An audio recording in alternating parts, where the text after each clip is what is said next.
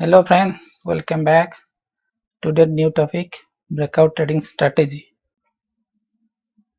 तो पहले ये समझ लेना है कि जब प्राइस सपोर्ट या रेजिस्टेंस के पास है तब क्या आउटकम हो सकता है। सपोज प्राइस ये रेजिस्टेंस के पास है, इधर प्राइस क्या हो सकता है, प्राइस ऐसे जाएगा, वन डायरेक्ट ऐसे चला जाएगा, उसको हम पुश थ्रू बोलेंगे, डायरेक्ट ऐसे चला जाएगा। सेकेंड, प्राइस इधर स्टॉल हो जाएगा, इधर बेस बना के फिर अगेन ब्रेकआउट देगा। थर्ड, प्राइस ऐसे जाएगा और ब्रेकआउट देके फॉल्स पे रिवर्स आ जाएगा। फोर्थ, प्राइस इधर से डायरेक्ट रिजेक्शन मिलेगा। एंड फिफ्थ, प्राइस ऊपर जाएगा, इधर से बाउंस लेगा, छोटा सा करेक्शन बाउंस लेगा, अगेन प्राइस ऊपर जाके ब्रेकआउट देगा। तो ये 5 प्राइस एक्शन को आपको स्टडी करना है कि जब प्राइस रेजिस्टेंस या सपोर्ट के पास है तो ये पांचों में से एक ही तो होगा, तो कौन सा होगा। तो हम पांचों को डिस्कस करेंगे स्टेप बाय स्टेप। तो आज हम चलते हैं ब्रेकआउट के बारे में डिस्कस करेंगे। ब्रेकआउट मतलब हम ये दोनों को डिस्कस करेंगे, पुश थ्रू, बेस ब्रेकआउट। ये स्ट्रेटेजी आप इंटरडे ट्रेडिंग, स्विंग ट्रेडिंग, कुछ भी है, प्राइस एक्शन तो सेम रहेगा। तो ऐसे ही रिवर्सल, रिजेक्शन, रिवर्सल, फेकआउट, जो breakout failure, breakout test, push through, और ये सब किसके ऊपर डिपेंड है। ये जो 5 प्राइस एक्शन हम डिस्कस किए, इधर चार्ट है और एक जो बाउंस इधर लिखा नहीं है क्योंकि बाउंस ब्रेकआउट में जाता है, तो इधर हम उसको लिखा नहीं है। तो ठीक है, ये डिपेंड्स अपॉन 5 फैक्टर है। एक, आपको ट्रेंड क्या है, अगर हम पांचों फैक्टर को भी हम अभी डिस्कस करेंगे। Trend, quality of zone, strength of move, time and volume, ये पांचों फैक्टर को भी आपको चेक करके डिसाइड करना है कि ये क्या हो रहा है रेजिस्टेंस के पास। तो चलिए आज हम ब्रेकआउट ट्रेडिंग के बाद डिस्कस करेंगे ये पांचों फैक्टर को ले। और एक इम्पोर्टेंट चीज है कि आज हम ये डिस्कस करेंगे, सेकेंड ब्रेकआउट कहाँ लेना है डिस्कस करेंगे। थर्ड पॉइंट कि आपको ब्रेकआउट फेल्यूर मतलब एक जेन्युइन ब्रेकआउट, ब्रेकआउट फेल्यूर, ये दोनों का डिफरेंस भी क्या है वो भी डिस्कस करेंगे। तो उसके पहले आपको सपोर्ट रेजिस्टेंस आइडेंटिफाई करना है। तो ब्रेकआउट ट्रेड कर रहे हैं तो पहले सपोर्ट रेजिस्टेंस आइडेंटिफाई करना है। तो सपोर्ट रेजिस्टेंस कैसे आइडेंटिफाई करोगे।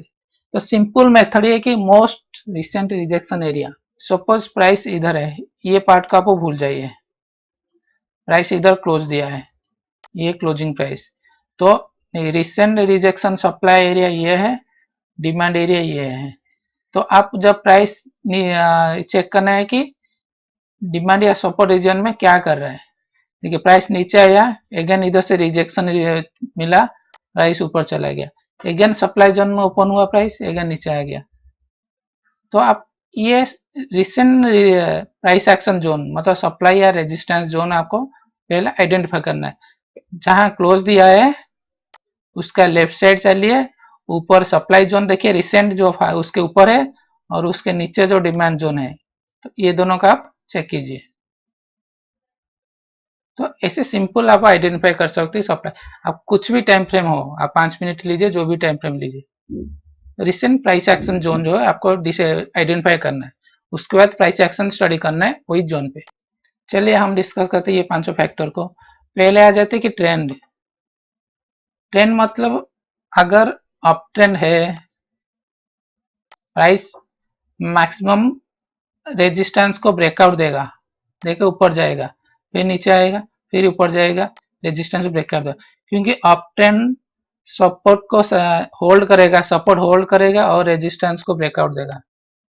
तो हाई प्रोबेबिलिटी आप ट्रेंड के साथ चल रहे तो मैक्सिमम चांसेस की ब्रेकआउट देगा। अप ट्रेंड है तो रेजिस्टेंस, डाउन ट्रेंड तो सपोर्ट। तो ये देखिए क्लियर अप ट्रेंड है तो रेजिस्टेंस ब्रेकआउट दे रहा है, ये रेजिस्टेंस ब्रेकआउट दे रहा है, ये रेजिस्टेंस ब्रेकआउट दे रहा है। तो सपोर्ट होल्ड करेगा, रेजिस्टेंस ब्रेकआउट देगा। तो पॉइंट ये है कि ट्रेंड है तो हम एंट्री कहाँ ले। दो ऑप्शन, आप ब्रेकआउट एंट्री इधर ले सकते हैं नहीं तो जब प्राइस टेस्ट करेगा सपोर्ट हो बनेगा तब इधर से ले सकते हैं। तो अप ट्रेंड है, आप ब्रेकआउट ट्रेड ले सकते हैं, नहीं तो जब प्राइस रिटेस्ट करेगा होल्ड करेगा सपोर्ट को तब ट्रेड ले सकते हैं। Second, strength of move. ये जो प्ले लिस्ट है the ultimate price action trading strategy, उधर चलिए। और तीनों ये दोनों के बारे में, स्ट्रेंथ के बारे में हम डिस्कस किए कि मार्केट ट्रेंड कब चेंज हो रहा है, कब ट्रेंड स्ट्रेंथ आ रहा है, तो ये दोनों में हम डिस्कस किए। तो अब हम ज़्यादा टाइम नहीं ले रहा हूँ, इसलिए आप इसको देख सकते हैं। तो नेक्स्ट, क्वालिटी ऑफ जोन। ये भी इम्पोर्टेंट फैक्टर है कि क्वालिटी ऑफ जोन मतलब, चलिए डायरेक्ट आप डिस्कस कर लेते हैं कि ये देखिए, ये सपोर्ट रेजिस्टेंस इधर एस्टेब्लिश हो गया, प्राइस फर्स्ट टाइम टच कर रहा है, मतलब ये जोन फ्रेश है और हाई प्रोबेबिलिटी कि ये रिवर्स आ जाएगा इधर से, ब्रेकआउट उतना स्ट्रेंथ नहीं रहेगा। ये सेकेंड टाइम टच कर रहा है और ये थर्ड टाइम टच कर रहा है। तो आप देखिए कि जब रेजिस्टेंस या सप्लाई जोन एस्टेब्लिश हो गया तो प्राइस कितना बार टच कर रहा है वो जोन को, और जो यूनिवर्सल रूल है कि मैक्सिमम प्राइस अगर 3 टाइम से ज़्यादा टच किया है तो हाई प्रोबेबिलिटी ऑफ ब्रेकआउट देगा 3 टाइम्स। ये यूनिवर्सल जो मानते हैं कि 3 टाइम्स से ऊपर ज़्यादा टच करेगा तो हाई प्रोबेबिलिटी और जोन जोन ब्रेकआउट देगा। क्यों? क्योंकि सपोज इधर कोई सेलर बैठा है, वो 1000 सेल किया है तो उसका सेल ऑर्डर, तो एवरी टाइम जब प्राइस आएगा वो उसका ऑर्डर रिड्यूस हो जाएगा, 800 हो गया, इधर 500 हो गया। सेकेंड चीज, बायर्स उतना एग्रेसिव हो है, इसलिए तो प्राइस देखिए ये लो के ऊपर मूव दे रहा है, लो को भी टेस्ट नहीं कर रहा है, मतलब बायर एग्रेसिव है और सेलर को ऑब्जर्व कर रहे हैं। तो हाई प्रोबेबिलिटी कि थर्ड टाइम के बाद प्राइस ये ब्रेकआउट देकर ऊपर जाएगा। तो एक ही सेंटेंस में ये है कि इधर जो सेलर्स बैठे हैं, जितना बार प्राइस उधर टच करेगा उनका सेल ऑर्डर रिड्यूस होगा, और जब पूरा सेल ऑर्डर खत्म हो जाएगा प्राइस ऊपर जाएगा, और बायर से उतना एग्रेसिव है बोल के प्राइस एवरी टाइम टच कर रहा है। जो ट्रियांगल पैटर्न आप बोलते हैं, ये रेजिस्टेंस हो गया, प्राइस ऊपर ऐसे ऐसे ऐसे ऐसे को ब्रेक कर देता है। ये जो ट्रियांगल पैटर्न का लॉजिक वही है कि इधर जो सेल ऑर्डर वो कंज्यूम होने के बाद प्राइस ऊपर जाएगा। ये हायर लो, एवरी लो को ये रेस्पेक्ट दिया है, ब्रेकआउट नहीं देगा। ये देखिए, ये फर्स्ट सेकेंड थर्ड फोर्थ ऊपर भी टच किया है, मगर ये लो साइड मतलब सपोर्ट ब्रेक दिया है, ये लोअर हाई बनाया। देखिए एवरी टाइम ये टच कर रहा था, मगर लास्ट टाइम जो प्राइस ऊपर चला गया वो हाई को भी टच नहीं किया, लोअर हाई बना के ब्रेकआउट दिया है। Next, time spend eight support and resistance level. इसका मतलब क्या है? अभी जो डिस्कस किए हम कि अगर लेवल ये रेजिस्टेंस है, अगर लेवल स्ट्रांग है तो प्राइस ऐसे जाएगा, रिजेक्शन मिलके रिवर्स आ जाएगा अगर स्ट्रांग है। सेकेंड चीज, अगर स्ट्रांग बायर्स है तो प्राइस डायरेक्ट ब्रेकआउट देके चला जाएगा लेस टाइम में, एक रिजेक्शन रिवर्सल मिलेगा, नहीं तो डायरेक्ट एक बड़ा बड़ा कैंडल देके ब्रेकआउट देके चला जाएगा। ये लेस टाइम हो गया। अगर ये रेजिस्टेंस है और प्राइस चला गया इधर घुमा, इसका दो आउटकम हो सकता है, इधर प्राइस ऑब्जर्व कर रहा है सेलर को, ब्रेकआउट देके चला जाएगा, नहीं तो इधर सेलर्स आ गए, बायर्स को सेलर डिस्ट्रीब्यूट कर रहे हैं, जब बायर खत्म हो जाएगा नीचे आ जाएगा। तो दो आउटकम हो सकता है जब प्राइस ज्यादा टाइम सपोर्ट या रेजिस्टेंस के पास रहेगा। तो प्राइस कहाँ ट्रेड करना चाहता है? सिंपल चीज, अगर स्मार्ट मनी को लग रहा है कि प्राइस उनके लिए चीप है, ये रेजिस्टेंस है, प्राइस ऊपर चला गया इधर है, अगर उनको लग रहा है कि नहीं प्राइस ये रेजिस्टेंस को ब्रेकआउट देके इधर तक जाएगा और ये प्राइस चीप है, तो इधर वो अक्यूमुलेट करेगा। ये टाइम लेगा, वॉल्यूम लेगा, टाइम वॉल्यूम एंड प्राइस, जो लोकेशन, ये तीन चीजों को हमेशा देखिए कि प्राइस मतलब लोकेशन कहाँ है, कितना टाइम ले रहा है और कितना वॉल्यूम ले रहा है। अगर लो वॉल्यूम में प्राइस इधर घूम रहा है तो इसका मतलब एक्यूमुलेट कर रहा है और लग रहा है कि ये चीप है, प्राइस ऊपर चला जाएगा। अगर उतना चीप नहीं हो, स्मार्ट मनी एक्टिव नहीं होगे तो प्राइस नीचे आ जाएगा। तो टाइम ले रहा है, वॉल्यूम भी है, लो वॉल्यूम ज्यादा टाइम, तो मैक्सिमम ये कि प्राइस अकुमुलेट कर रहा है, प्राइस ऊपर जाएगा अगर ट्रेंड में है। तो प्राइस वॉल्यूम, ये हायर लेवल में वॉल्यूम, हाई वॉल्यूम नहीं है, हायर लेवल में वॉल्यूम अकुमुलेट होकर रहा है। अगेन अभी जो डिस्कस किए थे कि अगर रेजिस्टेंस है, अगर एक्चुअली सप्लाई जोन है तो प्राइस नीचे आ जाएगा। अगर प्राइस इधर घूम रहा है तो उसका मतलब क्या है, अभी जो डिस्कस किए, ये एक स्ट्रेंथ है, बायर का स्ट्रेंथ है, वो अकुमुलेशन कर रहा है, ऑब्जर्विंग कर रहा है सप्लाई। उसका प्राइस एक्शन क्या है, हम तो बोल दिए कि ऐसे ऐसे ऐसे, मतलब उसका प्राइस एक्शन क्या है कि आप इसको बोलेंगे नहीं ये अकुमुलेशन कर रहा है या डिस्ट्रीब्यूशन कर रहा है। हम ये जो टाइम, वॉल्यूम और कैंडल स्टिक, ये तीनों को देख के ये अकुमुलेशन है या डिस्ट्रीब्यूशन अभी डिस्कस चेक कर सकते हैं। चलिए डिस्कस करेंगे। So what price volume action suggest above factor, जब ये रेजिस्टेंस है, प्राइस चला गया और रिट्रेसमेंट एबव 50% में रुका है, 50% से ज्यादा रिट्रेस नहीं हुआ है और प्राइस एक रेंज में है, पूरा टाइट रेंज में, छोटा रेंज में है, और उसका जो कैंडल स्टिक ऐसा रहेगा, इसे चला गया, कैंडल स्टिक ऐसे ऐसे है, ये रेजिस्टेंस है, कैंडल स्टिक ऐसे ऐसा है, तो मैक्सिमम टाइम प्राइस ये ब्रेकआउट देकर चला जाएगा। ये ऑब्जर्वेशन पैटर्न है। तो हम नेक्स्ट हम मैं जो इंटरडे पैटर्न ट्रेड कर रहा हूँ वो भी डिस्कस किया है, और वॉल्यूम नहीं होगा। चलिए एग्जांपल, ये HDFC बैंक का है, प्राइस डाउन आया, डाउन डाउन डाउन, ये पैटर्न देखिए, अभी एक क्लियर एक रेंज में है प्राइस, और जितने भी डाउन मूव आया था देखिए कितना रिट्रेस हुआ है, प्राइस इधर से इधर देखा, रिट्रेस नहीं है, एक क्लियर रेंज में है, और मैक्सिमम टाइम वो रेंज नीचे ब्रेकआउट दिया।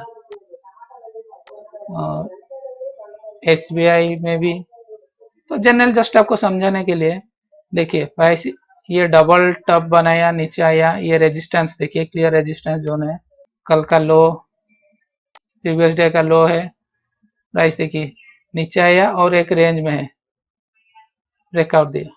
और वॉल्यूम देखिए, जब प्राइस नीचे आया वॉल्यूम था, और जब नीचे जो लो के पास, प्रीवियस डे लो के पास या सपोर्ट के पास, उसका वॉल्यूम नहीं है, डिक्रीज हो गया, अगेन प्राइस ब्रेकआउट दे दिया तो फिर अगेन वॉल्यूम आया। ये जो दो इंटरडे पैटर्न है, आप इसको भी यूज कर सकते हैं कुछ भी टाइम फ्रेम में। ये प्राइस एक्शन है, हाई प्रोबेबिलिटी प्राइस ब्रेकआउट देगा। इसका मतलब क्या है कि ये ट्रेंड है, सेलर्स कंट्रोल में है। ये जो प्राइस एक्शन अभी सपोर्ट के पास है, तो अभी सेलर बायर फाइट कर रहे हैं, कोई भी कंट्रोल में नहीं है, और ये जो धीरे धीरे बायर्स का स्ट्रेंथ कम हो रहा है, सपोर्ट में बायर्स का स्ट्रेंथ बढ़ना है, ऐसे ऐसे बढ़ना है कैंडल, मगर ये बायर्स का स्ट्रेंथ कम हो रहा है, और प्राइस लोअर है, लो बन रहा है, ये कैंडल में है, मगर आपको लोअर टाइम, सपोज ये 15 मिनट का कैंडल है, आप एक 1 मिनट टाइम फ्रेम जाएगा तो उसका क्या स्ट्रक्चर ऐसा रहेगा। तो कैंडल को हमेशा हाई लो की तरह देखिए, इसका स्ट्रक्चर ऐसा रहेगा। लास्ट में जब प्राइस नीचे ब्रेकआउट देगा, अगेन बियर्स कंट्रोल प्राइस नीचे, सेम अप ट्रेंड, ये हाई प्रोबेबिलिटी इंटरडे पैटर्न है। और पुश थ्रू जो बोलते हैं कि डायरेक्ट ऐसे प्राइस आएगा, रेजिस्टेंस को ब्रेकआउट देकर चला जाएगा, तो ये भी एक ब्रेकआउट पैटर्न है। ये आपको इसके ऊपर ट्रेड ले सकते हैं, नहीं तो जब पुल बैक टेस्ट करेगा तब ट्रेड ले सकते हैं। तो नेक्स्ट आ जाते हैं कि आपको वॉल्यूम कैसे एनालिसिस करना है सपोर्ट रेजिस्टेंस के पास। सपोज ये रेजिस्टेंस है, प्राइस ऊपर चला गया और वॉल्यूम डिक्रीज हो रहा है, तो इसका मतलब क्या है, ये डाइवर्जेंस है, लो वॉल्यूम ब्रेकआउट देना चांस नहीं, कम है। ये रेजिस्टेंस है, इधर कौन है, सेलर्स है, सेल कर रहे हैं, अगर उनको ब्रेकआउट देकर जाना है तो इधर बायर का स्ट्रेंथ ज्यादा होना है। बायर का स्ट्रेंथ कहाँ दिखेगा, वॉल्यूम में। तो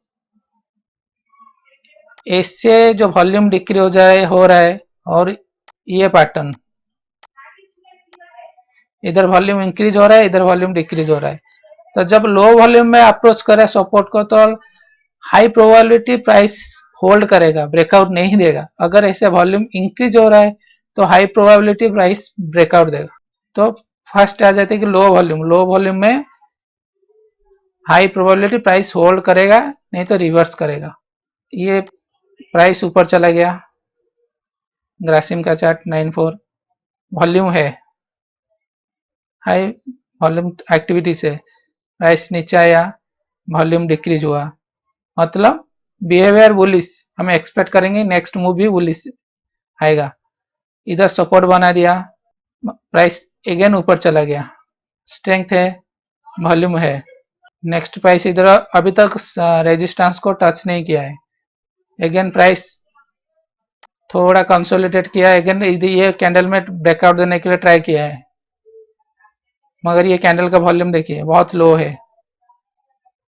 एक सिंपल फंडा है, ये जो कैंडल का वॉल्यूम है एटलीस्ट सेम वॉल्यूम रहना है, नहीं तो उससे ज्यादा रहना है ब्रेकआउट के लिए। ये कैंडल वॉल्यूम से ज्यादा नहीं तो सेम रहना है ब्रेकआउट देने के लिए, मगर ये कैंडल वॉल्यूम से आधा भी नहीं है, तो हाई प्रोबेबिलिटी प्राइस नीचे आएगा। और नेक्स्ट कैंडल में ट्राई किया था, रिजेक्शन मिला, प्राइस नीचे। तो सिंपल एक रूल समझ लीजिए कि ब्रेकआउट का, अगर जो ये रेजिस्टेंस फॉर्मेशन कैंडल में वॉल्यूम, कैंडल वॉल्यूम से ज्यादा या सेम रहना है ब्रेकआउट के लिए, ये रेजिस्टेंस फॉर्मेशन कैंडल उससे ज्यादा रहना है ब्रेकआउट के लिए या सेम रहना है। ये क्या है, volume sudden increase at support and resistance level, इसका मतलब प्राइस ऐसा है, ये प्राइस तो ऊपर चला गया, वॉल्यूम क्या हुआ, वॉल्यूम ऐसा डिक्रीज हो रहा है, सडन ऐसा इंक्रीज हुआ, इसका मतलब क्या है। अगर आप सोचिए अगर इधर स्मार्ट मनी है और बाय कर रहा है, बाय करेगा तो वॉल्यूम इंक्रीज होगा ना कि डिक्रीज होगा।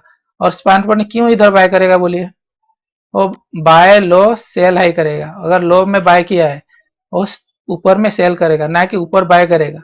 वो बाय करना चाहते तो नीचे बाय करेगा, ये लाइन में कंसोलिडेट करेगा, ये बाय करेगा, उसका ऑर्डर फिल होने के बाद ऊपर लेकर जाएगा प्राइस।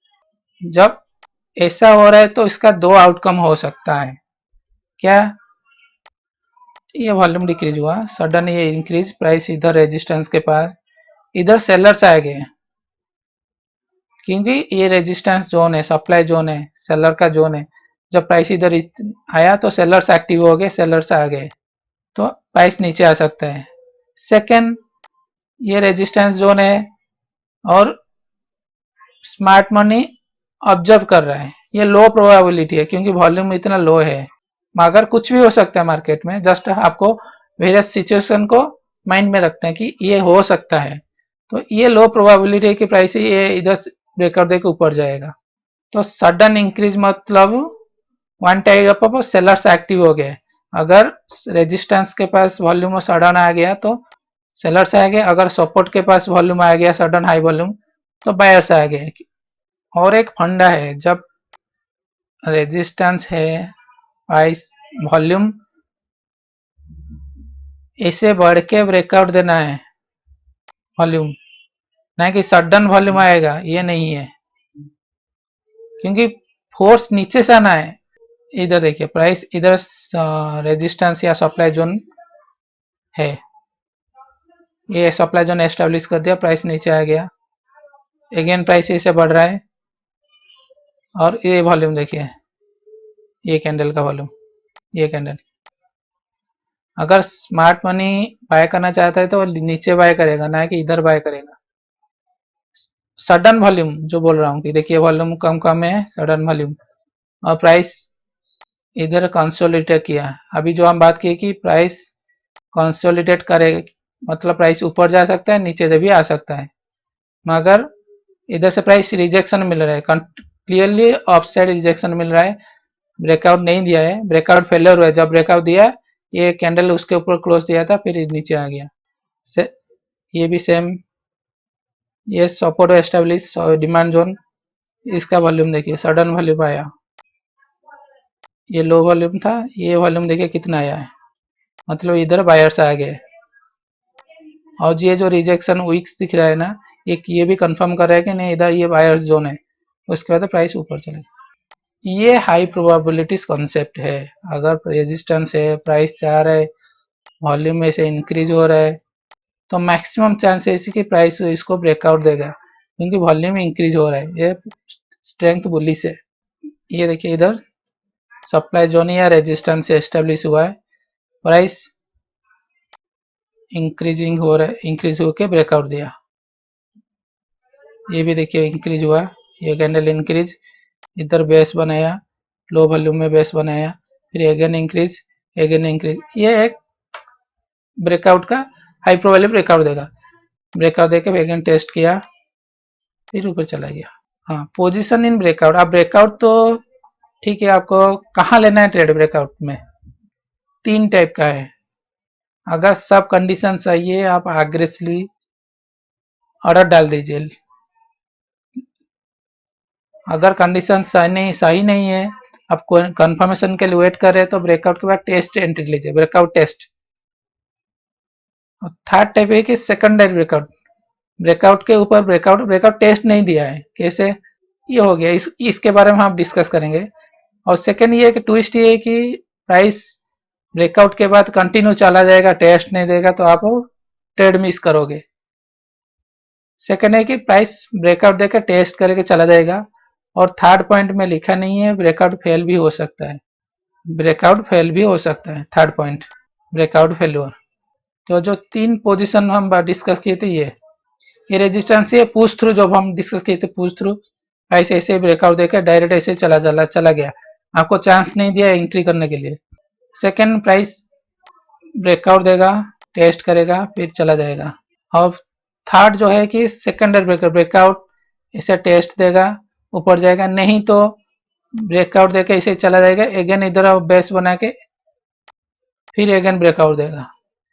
क्योंकि अगर ट्रेंड स्ट्रेंथ है तो रेयरली और रिट्रेस करेगा। बहुत ज़्यादा टाइम ऐसे है कि छोटा सा अगेन बेस बना के ऊपर जाएगा, फिर छोटा से बेस बना के फिर अगेन ऊपर जाएगा। तो आपको ट्रेड कैसे लेना है? अगर क्लियर बेस बन रहा है तो आपको उसके ऊपर ऑर्डर डाल दीजिए, थोड़ा ऊपर स्टॉप लॉस ऑर्डर डाल दीजिए। अगर कंडीशन सही है, क्या कंडीशन है नहीं है हम आगे डिस्कस करें। अगर कंडीशन सही नहीं है तो वेट कीजिए, प्राइस को ब्रेकआउट होने दीजिए, उसके बाद जब टेस्ट करेगा आप एंट्री लीजिए। और थर्ड है कि जब ब्रेकआउट ऐसे चला गया और रिट्रेस नहीं किया, ऐसे एक लाइन में से ये चला है, तो इसको ऊपर भी एंट्री ले सकते हैं। कि प्राइस ऊपर चला गया, इधर ब्रेकआउट दिया, आप इसके ऊपर ट्रेड ले सकते हैं, ये ब्रेकआउट कैंडल के ऊपर।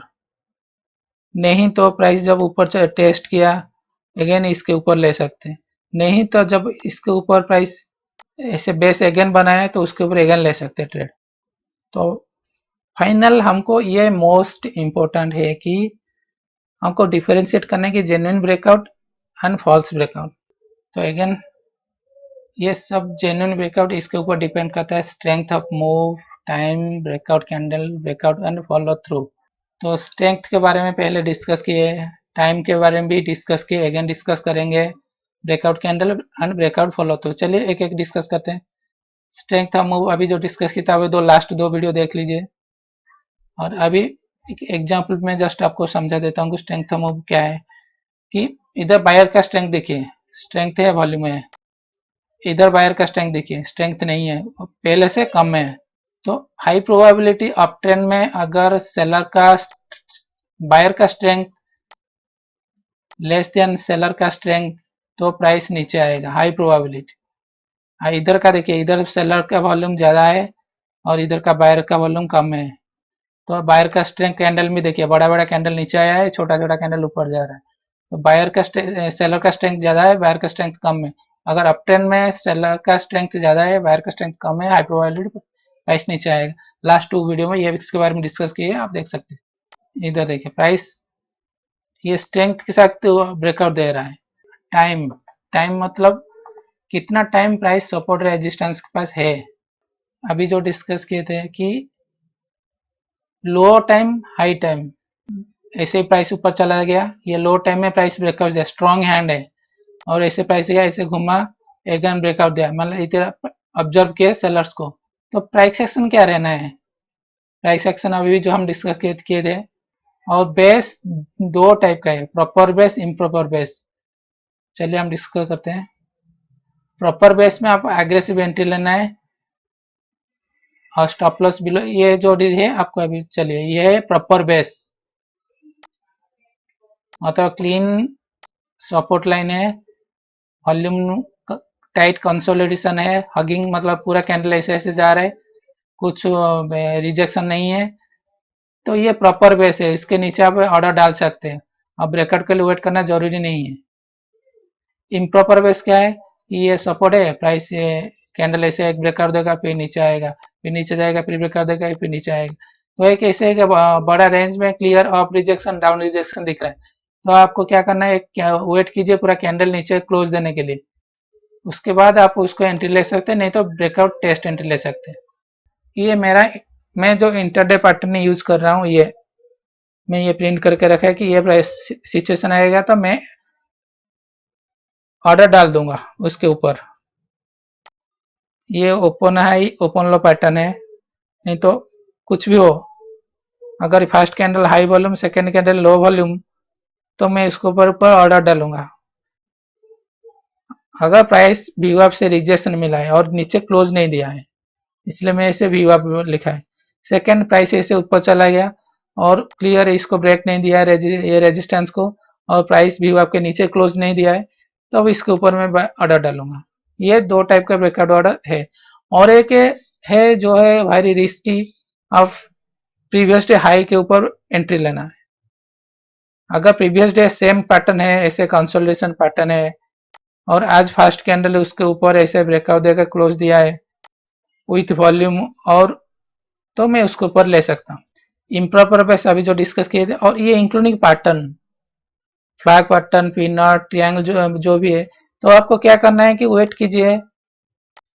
अगर प्राइस ऐसे मतलब एक पैटर्न बना रहे, तो आपको वेट कीजिए कि प्राइस ऐसे उसके ऊपर एक कैंडल क्लोज होने दीजिए विथ वॉल्यूम क्लीन कैंडल, तो उसके ऊपर आप बाय ऑर्डर डाल दीजिए।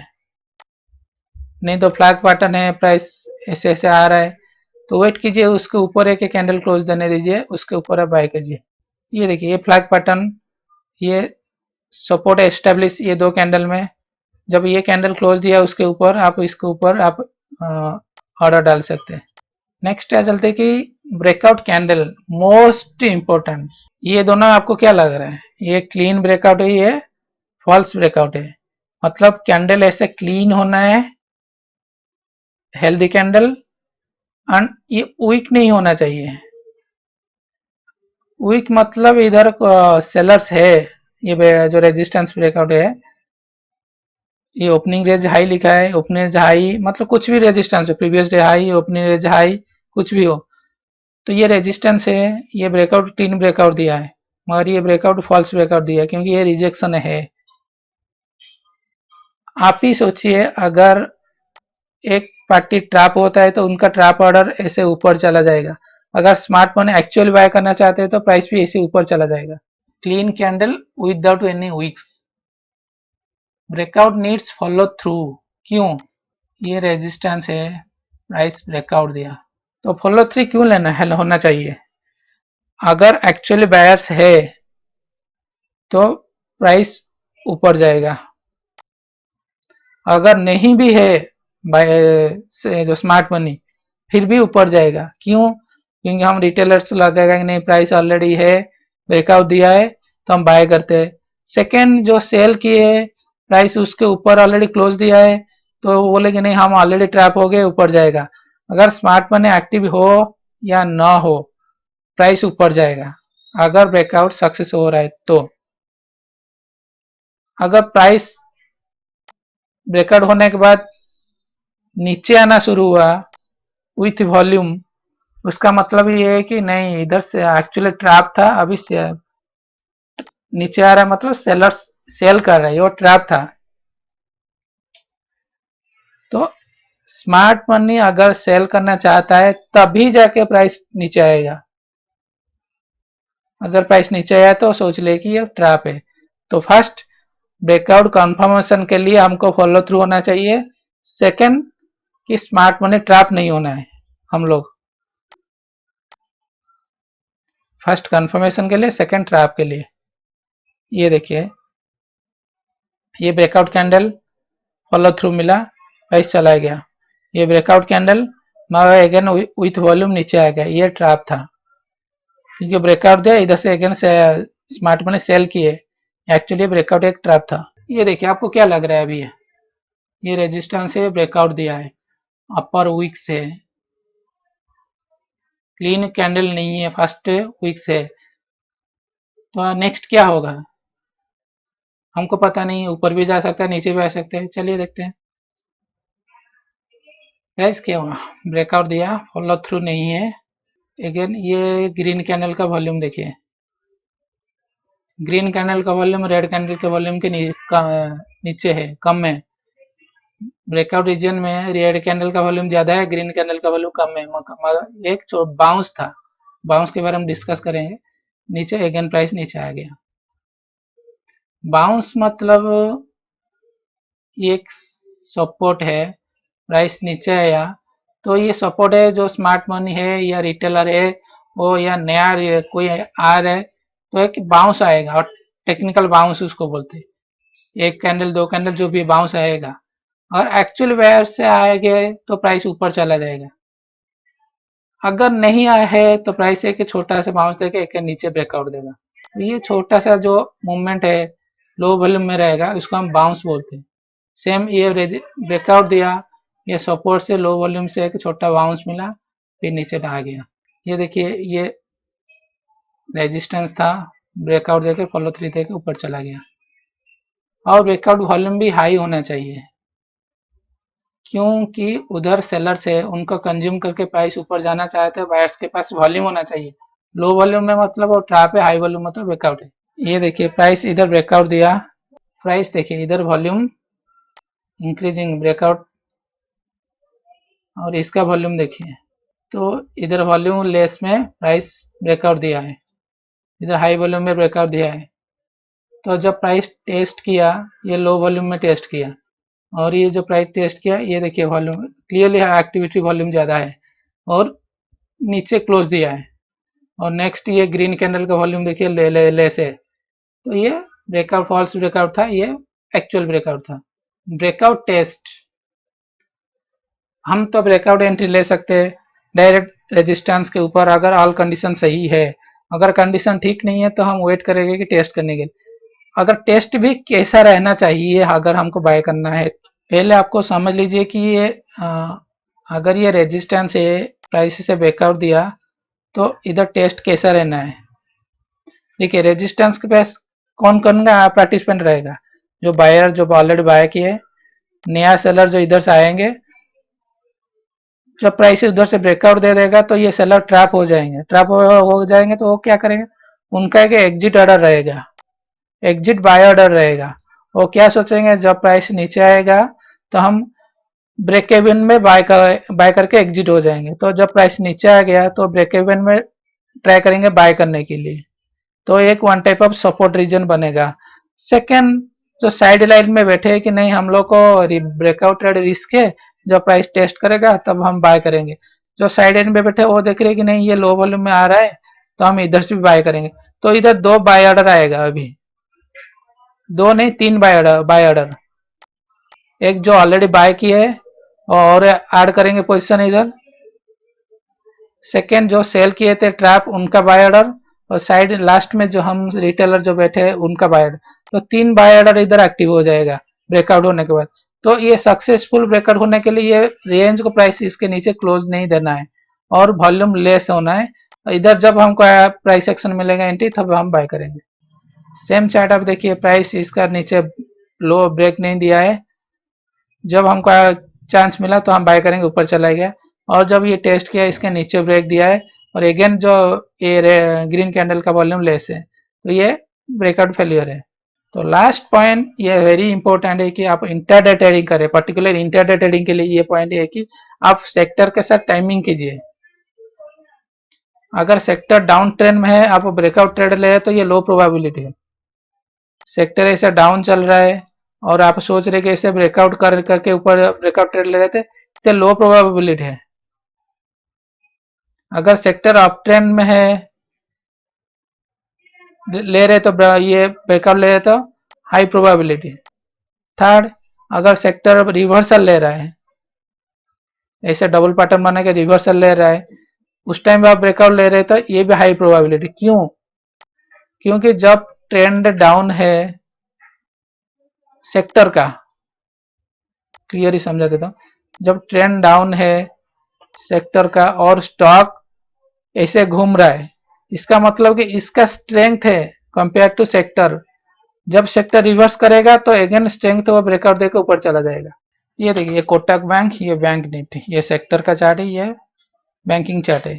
कोटक बैंक का हायर लोअर एंड लोअर बन रहा है, मतलब क्लियरली डाउन ट्रेंड में ऑलरेडी कोटक बैंक है, मतलब वीकर देन बैंक निफ्टी, और बैंक निफ्टी क्लियरली रेंज में घूम रहा है।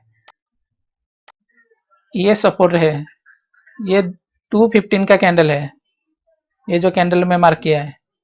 जब प्राइस ये छोटा सा इधर से ब्रेकआउट फेलियर मिला है रेंज से, और जब ये छोटा सा सपोर्ट था इसको भी ब्रेकआउट दिया है, ये क्या कहना उसका सपोर्ट को ब्रेकआउट दिया है, और सेक्टर मतलब स्टॉक वीकर देन सेक्टर, तब इसको ब्रेकआउट ट्रेड ले सकते हैं।